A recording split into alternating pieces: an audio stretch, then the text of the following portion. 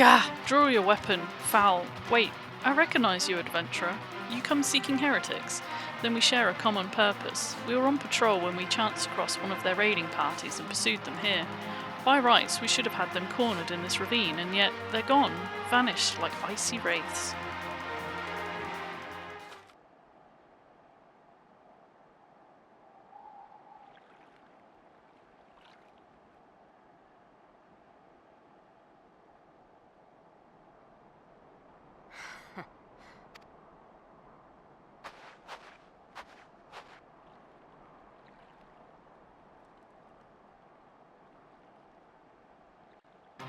You glimpsed a woman atop the cliff. Could it be Iceheart herself come to sneer at our folly?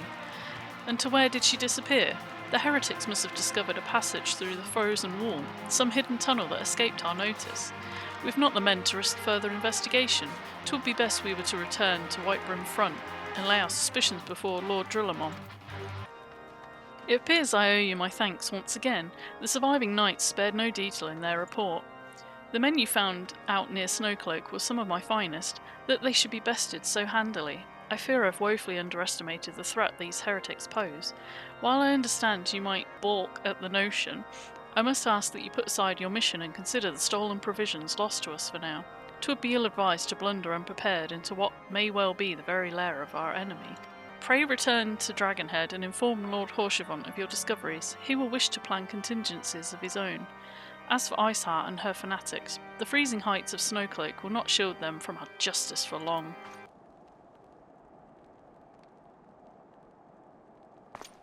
Your return is most timely. Of their own accord, my thoughts had turned to your task and the progress thereof. I confess my imaginings tended toward the grim and bloody.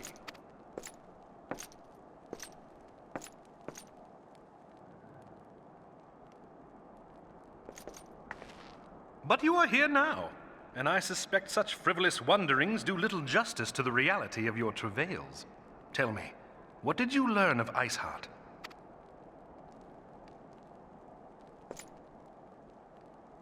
Indeed, and this transpired at Snowcloak? Of all the highlands, that towering wall has borne the worst of the region's brutal shift in climate. So inhospitable has Snowcloak become that we have still to survey the area in its entirety. Could its frozen heights conceal the heretics' hideaway? Mayhap a more robust reconnaissance effort is in order. Putting such considerations aside for the moment, we still know far too little of this Iceheart.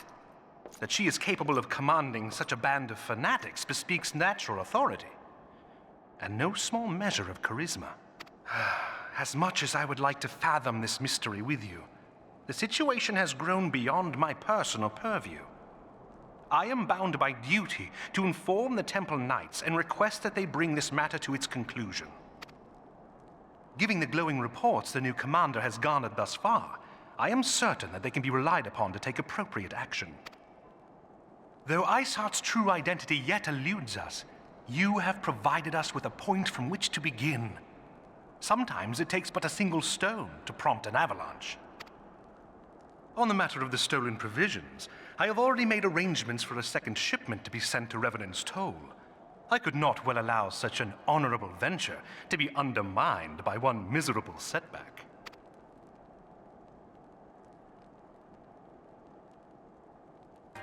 'Tis good to see you return to the Toll. How fared you in the frozen wastes of Coerthus? Houseful Tomp is to send us a second shipment. I must send thanks to Lord Horshevant for his continued generosity. Yet even as our town grows in prosperity, I feel it will attract even greater numbers of those who would do us harm in the name of greed or power. All of us, Alphonard's new recruits included, must remain vigilant against such threats. While you were away in Coerthus, preparations for the inaugural ceremony were all but completed, although Tataru does yet seem somewhat flustered. I've taken enough of your time. Why don't you head into the Rising Stones and see if your frantic receptionist could do with a hand?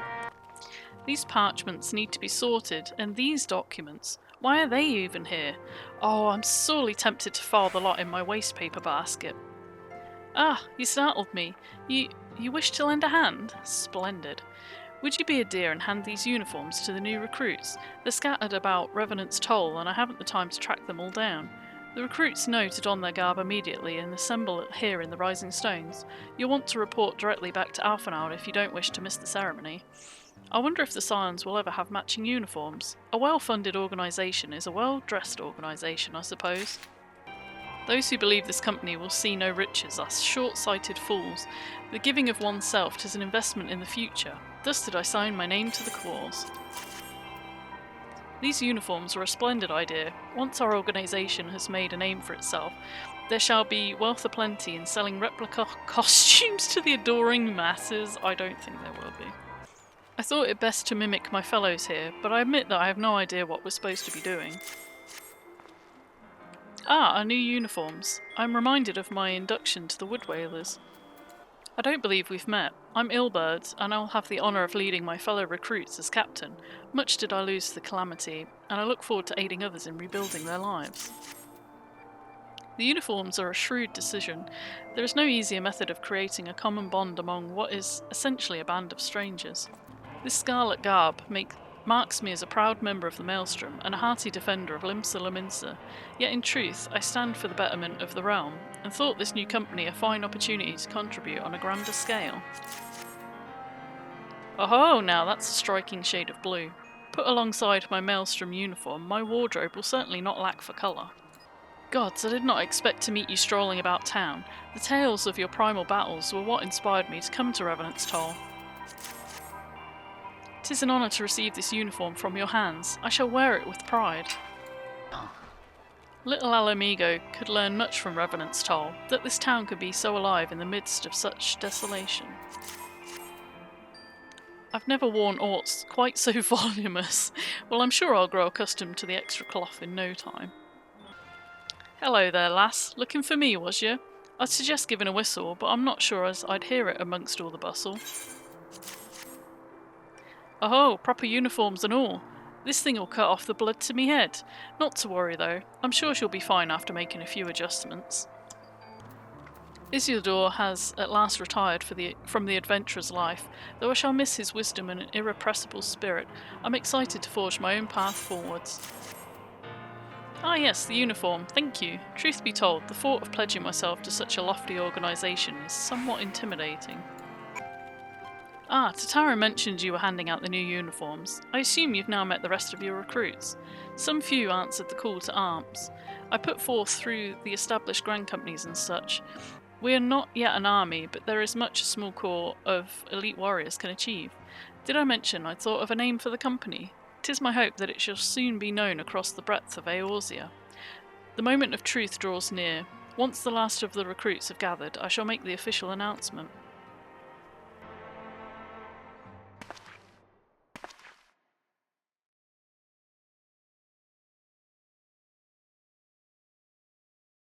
Comrades, your presence here this day signifies the momentous choice that each of you has made. With your strength now pledged to the Scions of the Seventh Dawn, you are beholden to no single nation. You stand as the vanguard for a united Eorzea.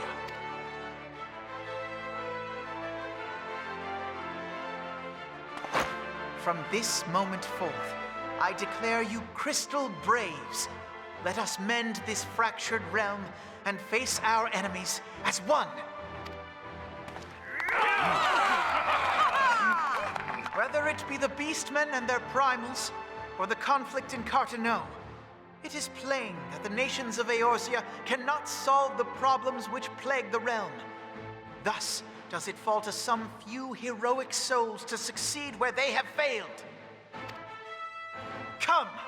Take your place at the Scion's side as guardians of Eorzea, and together we shall fight for the freedom of all! For the freedom of all!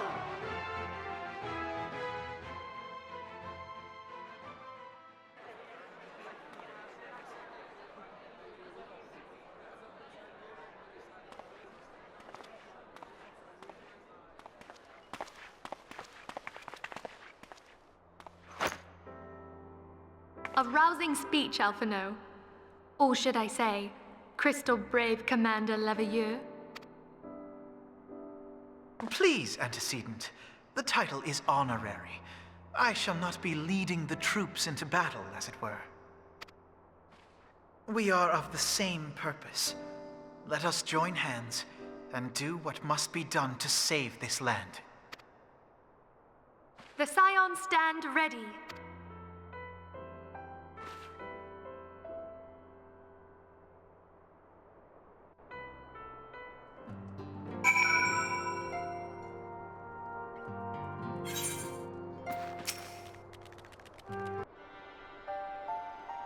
I'm eager to see what the Crystal Braves might accomplish. This shall prove an interesting time indeed for the Scions. Yes, I'm listening. So our worst fears are confirmed. The entire Isle. Such power defies comprehension. Truly? Kryl is alive? Thank the 12. I see. Pray, inform me if her condition changes. Yes, I shall pass on your words to Urianger. My thanks. I shall contact you anon. When I learned of the loss of the Isle of Val, I dared not hope that my friend had survived. Yet, by some miracle, it would seem she has. She's still to regain consciousness, it is true, but better that than death. Putting this happy news to one side, we must now endeavor to make sense of the readings taken by the survey party. It appears the etheric disturbance which accompanied the Isle's destruction is of a magnitude alarmingly close to that of Ultima. Could the Ascians be responsible for this devastation as well? I wonder, have you heard aught from the Mother Crystal since the battle with the Garleans? Then she speaks to neither one of us. Heidelin silence portends naught but ill, I fear. Louisoix, I pray you yet watch over us.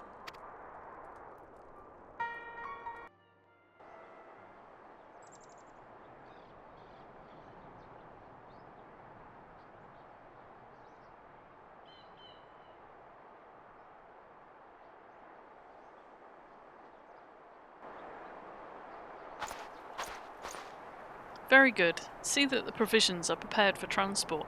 Let us hope that this shipment is spared the fate of the last.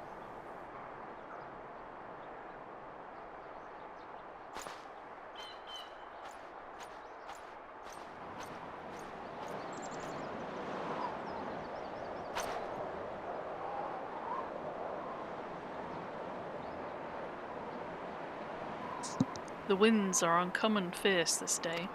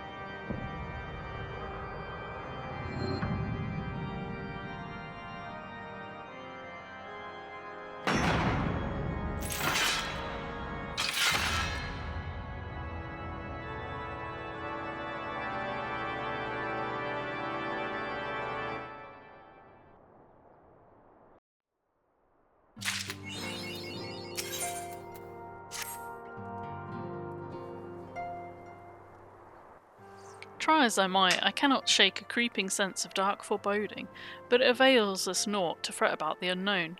We must concentrate instead on the problems of the present. The primals have been relatively quiet of late, and the beast tribes who summon them are under constant surveillance by the ground companies. Should any suspicious activity be afoot, you may be certain that we will hear of it. And until such a time as permanent solution to the primal problem has been found, we can do little but wait and observe. As for the Ascians, Urianger is wholly dedicated to finding the means by which we may defeat the dark beings. Let us pray for good tidings on that front. But all of this you already knew. Let us speak then of more current matters, in particular the state of the Crystal Braves.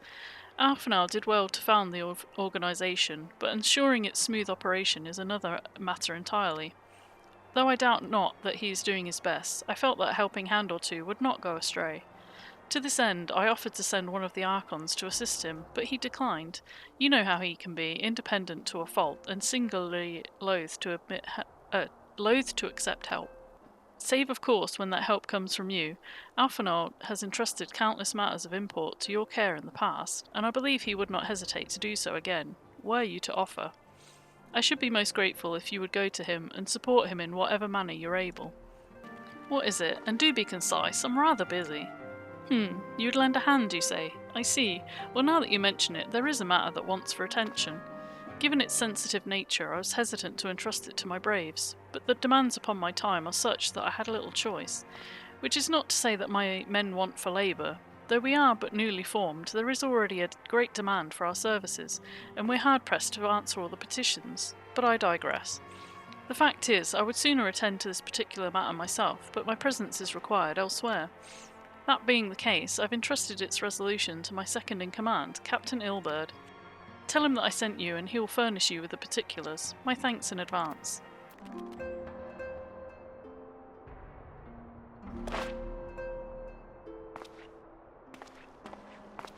Hail to you, Scion. How might we serve you?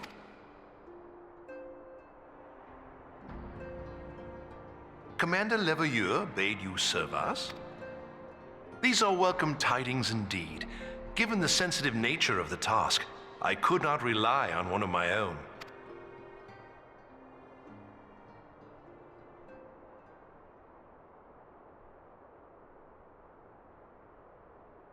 That which I'm about to tell you, I tell you in the strictest confidence.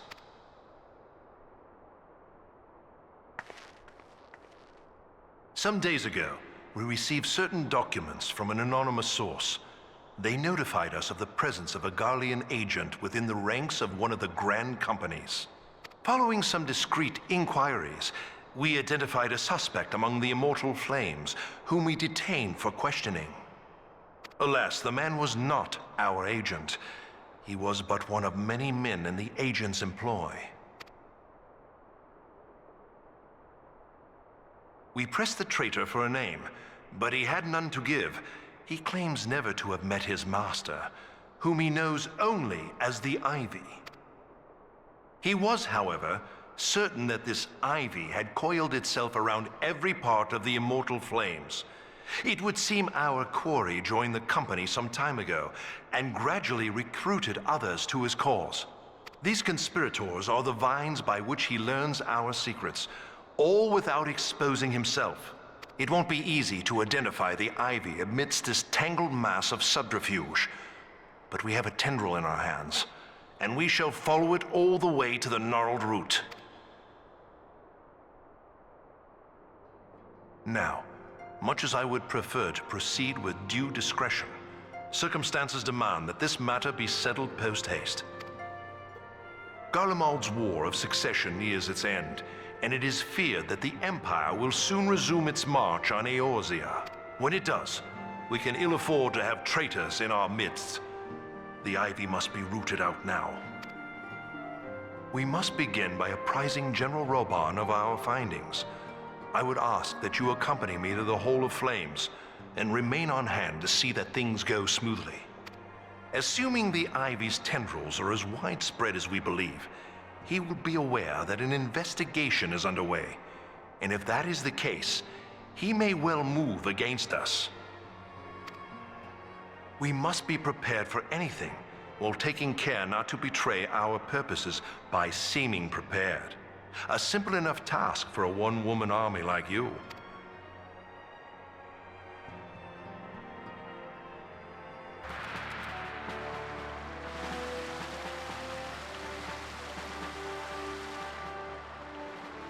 Well, well. What brings you here, my friend?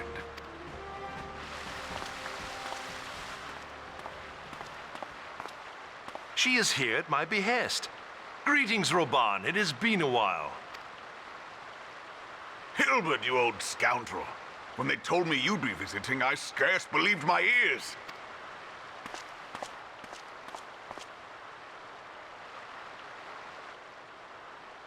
But look at you! The honored captain of the Crystal Bloody Braves. Who'd have imagined, eh? Not many, but fewer still would have imagined your destiny lay in politics, old friend. Aye. We've both come far, have we not?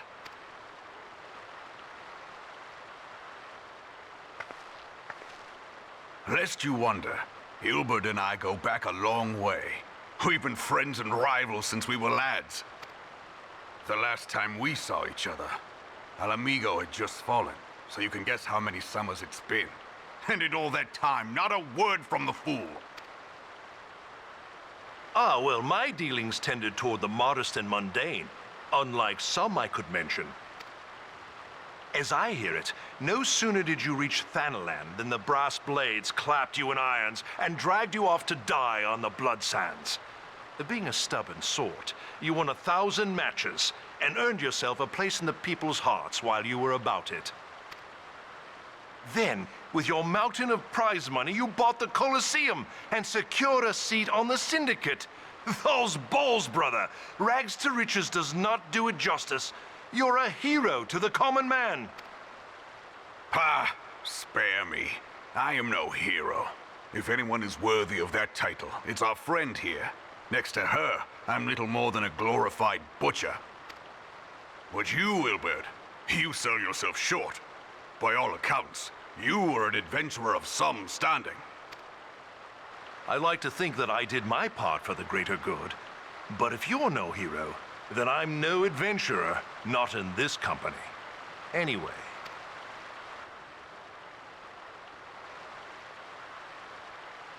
I have tidings.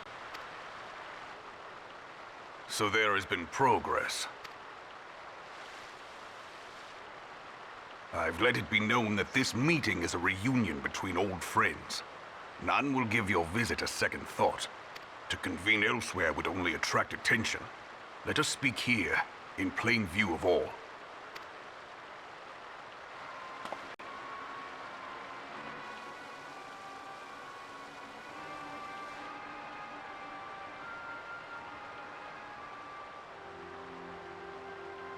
So it is we who have been compromised. Teleji Adeleji's machinations have shaken Ul'dah to her foundations. In such uncertain times, a man's loyalty may be bought for a fistful of gil. But if this snake has truly been in our midst for as long as you say, we must needs consider a far graver possibility. Conspiracy. Could it be that the monetarists have been in league with the Empire from the first? Very well. I will have my most trusted men investigate the matter. Continue your inquiries in the meantime. It does me well to see you again, old friend. When next we meet, let it be over a flagon of ale. I look forward to it. Let us reminisce of bygone days and drink to the future of our homeland.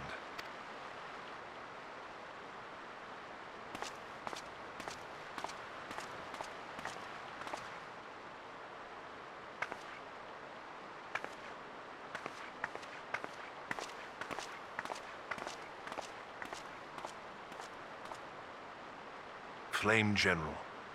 You wear the mantle well, old friend. I must work hard if I'm to keep up. Well, it would seem your services were not required after all. I dare say we have Roban's prudence to thank for that. Still, I was glad of your presence. My thanks, Scion. Our hunt for the Ivy begins in earnest, Scion. Suffice it to say, we must tread warily, but one misstep may well cost us our lives. Our business here is concluded for the time being. Let us return to the Rising Stones and report to Commander Lavellier.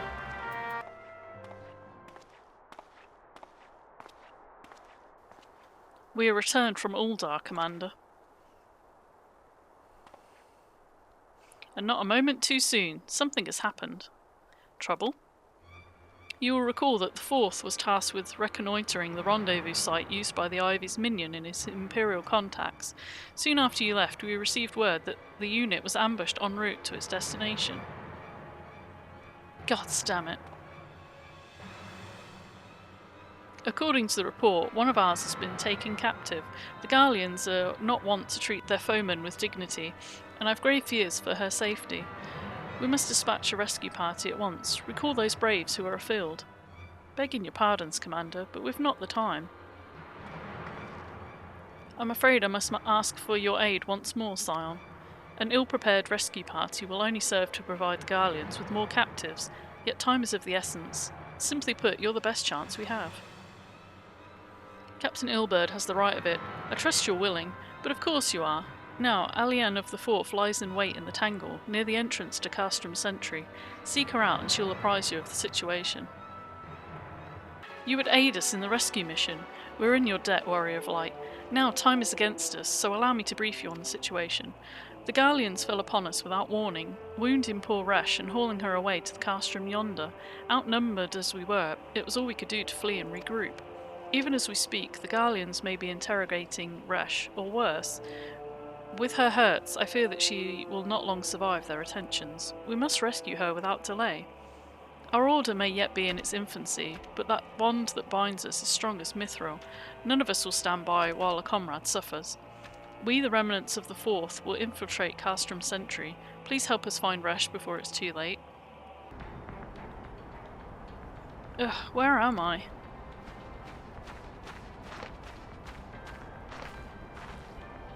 Resh, thank the gods we found you.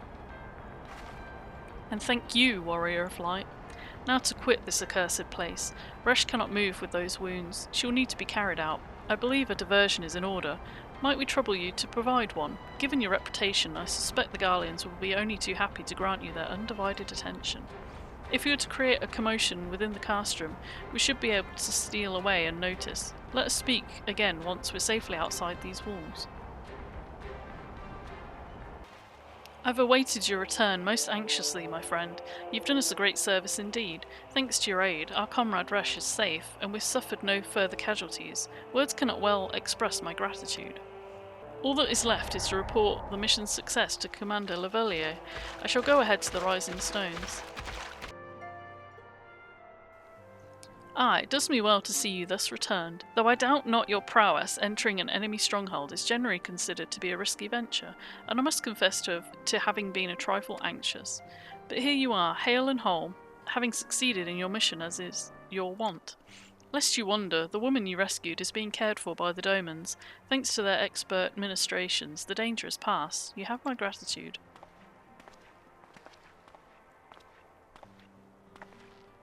Allow me to thank you also, Scion. Resh owes you her life. We escaped with minimal casualties this time, but we can ill afford to be caught off guard again. The Empire is not an opponent to be trifled with. As you say, Commander, I will see to it that the men keep their wits about them, and it may yet take time, but I will not rest until we've identified and apprehended the Ivy. I have every confidence that you will succeed, Captain. As for you, I realise you've scarce caught your breath, but I'm afraid there's no rest for the weary. I require that you accompany me to Coerthus. I've been granted an audience with the Ishgardian dignitary, you see, and the man expressly requested your presence. Oh, do not look so surprised. You should be familiar with the trappings of fame by now. We shall depart as soon as you're ready. We've been blessed with a rare opportunity, an audience with an ambassador of the Holy See of Ishgard, and we are to treat with Sir Aymeric, Lord Commander of the Temple Knights in Camp Dragonhead. It's considered a great honour to serve the Holy See directly as a Temple Knight. Needless to say, their leader wields tremendous political influence. We would be wise to court his favour. For that reason, I consider your attendance essential. If Sir Aymeric wishes to meet the woman behind the legend, I would not deny him the pleasure of your company. The antecedent should see the wisdom of this plan when you request her permission to accompany me to Coerthus. Mayhap you feel this to be a waste of your talents, which could doubtless be put to nobler use. If so, I should remind you that more good can be accomplished with the stroke of a pen than the thrust of a sword. A meeting with an Ishgardian ambassador? By all means, I think it's a wonderful idea. We've received no reports of etheric disturbances or unusual beast tribe activity of late. If Alfenel believes your presence may help him to secure more favourable terms, I see no reason to deny him.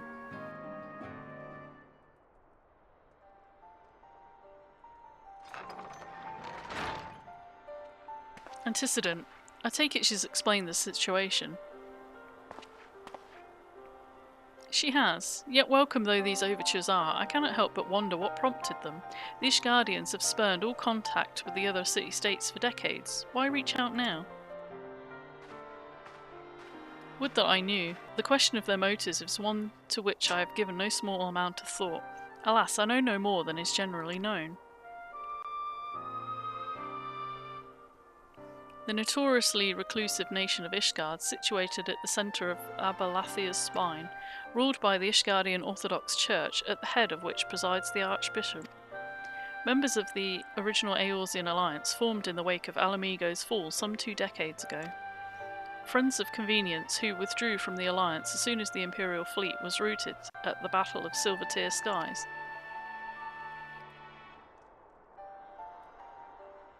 Since which time their borders have remained closed to all outsiders.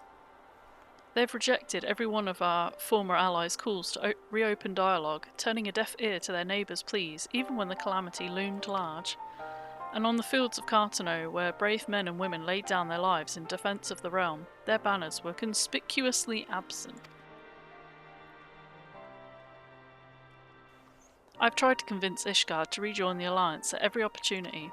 I've explained over and over again that unless Eorzea stands united, we cannot hope to preserve our freedom. One by one, our nations will fall, as once fell Alamigo.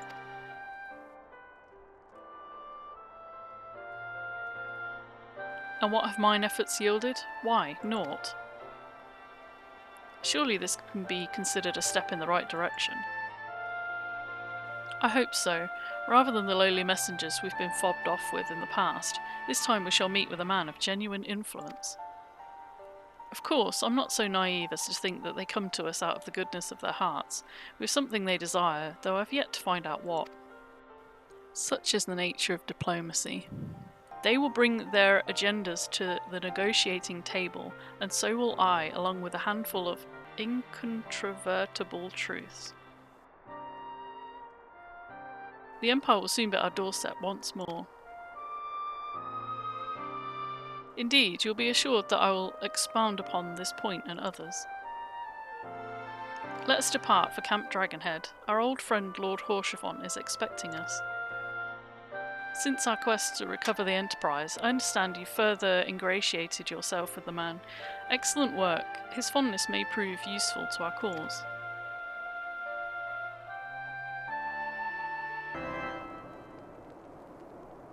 Ah, ever a welcome sight. Our hearths have been stoked, blazing in preparation for your arrival. It would not do for such a distinguished personage to catch cold whilst enjoying our hospitality. The gesture is much appreciated. I fear I shall ever struggle in cold climes.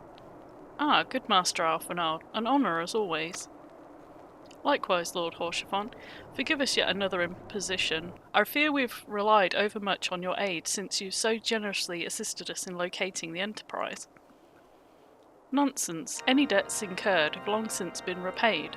Besides, who can say what the future will bring? House Fortemps may even seek the aid of your newly formed Crystal Braves. In any case, I'm simply delighted that the Holy See is at last willing to grant you an audience. No doubt your discoveries at Snowcloak helped to justify the decision. This recent resurgence in heretical activity is of grave concern to us all. But to the matter at hand, Sir Aymeric arrived in Camp Dragonhead earlier, and I'm told he's eager to meet with you at your first convenience. You are doubtless weary from your journey and desirous to rest a while by the warmth of our hearth. But if you're willing to forego such comforts, pray inform the knight stationed outside the intercessory. He will grant you entrance and send word to the other attendees. As inviting as your hearth sounds, I think it best we proceed to the intercessory forthwith. We've been expecting you, madam. Pray take your ease inside, and I shall summon the others.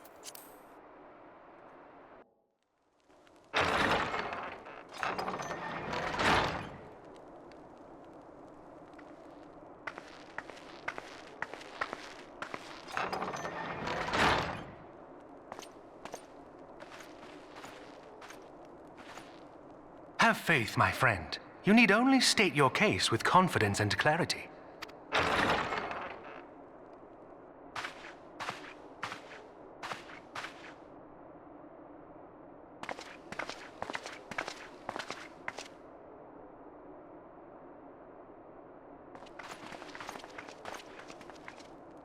Commander Leveilleur, it is both an honor and a pleasure to meet you. I am Aymeric, Lord Commander of the Temple Knights. Alphino Leveilleur, at your service. Your reputation precedes you, Sir Aymeric. I think we will find that we have much in common.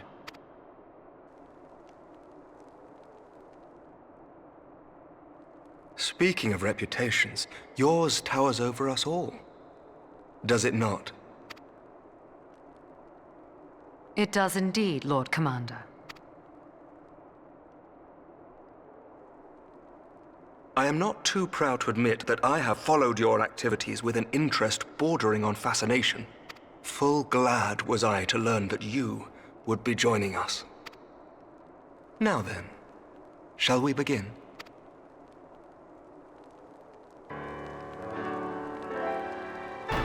We know full well that the Garleans will return in force ere long. What is more, we have yet to achieve a lasting victory over the primal menace. The beast tribes continue to summon their gods, and each incarnation is stronger than the last. Ishgard is not immune to these threats. I must reiterate that it would behoove your nation to rejoin the Eorzean Alliance. Once again, I must respectfully disagree.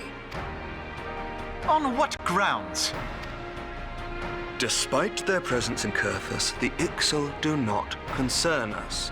Their territorial claims pertain to Gridanian lands, and it is the people of Gridania whom they harry. Consequently, the Holy See judges this to be a Gridanian affair, and Ishgard does not intervene in the internal affairs of other nations. Even were that not the case, our forces are wholly committed to the Dravanian conflict.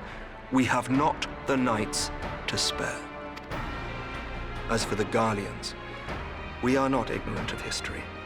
We have observed the rise and expansion of the Empire, and we agree that it is only a matter of time before they resume their campaign in Eorzea. Then surely it would be in our best interests to present a united front. Mayhap one day, but not yet. Gaius van Belsar is dead, and the legion of conscripts he left behind lacks the will to fight. We think it highly unlikely that they will emerge from behind the walls of their castra for some time. Forgive me, but if Ishgard's position has not changed, why did you... Whoops, sorry. It was not only as a representative of Ishgard that I came here. Pardon? It is not within my power to change Ishgardian policy, regardless of my personal feelings. There is, however, one area in which I may exert a measure of influence. Concerns have been raised over the supplies House Forton has offered to Revenant's Toll. These have led to calls for restrictions on the provision of aid to foreign powers. I can ensure that the shipments continue unabated. Sir Aymeric, we would be in your debt. No, you would not, for I require something in exchange. Of late, there has been a flurry of Dravanian activity, the purpose of which was not immediately clear. However, our astrologians have since observed alarming changes in the heavens. The dragon star waxes unnaturally bright, and there are whispers that it portends the resurrection of Midgard-Sorma. The fallen guardian of Silvertear Falls? That's absurd. Full many times have I gazed upon the dragon's corpse still wound around the Agrius, and wondered how different our world might be if it yet lived to plague the skies. I do not know, and I do not wish to know, nor does any son of Ishgard. Yet the mere presence of Dravanian forces is not sufficient grounds to send knights to Mordona, whatever our astrologians say. As I told you before, we have not the forces to spare. But we do. So you will intervene on our behalf if we agree to watch over the Keeper of the Lake. Do you accept these terms? I do. I will see that you are kept abreast of any developments. I regret that we could not come to a similar agreement on other matters, But I understand that you are not at liberty to make such decisions. Nevertheless, I hope that what we have accomplished here today will serve to demonstrate to your countrymen that we can work together towards a common goal. Mayhap one day we shall look back on this moment as the first step towards a united Eorzea. Mayhap we shall, Commander.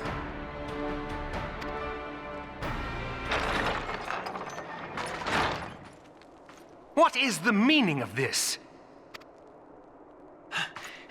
The caravan, my lord. It's been attacked. It was Iceheart, my lord. What? By the Fury! All our precautions were for naught?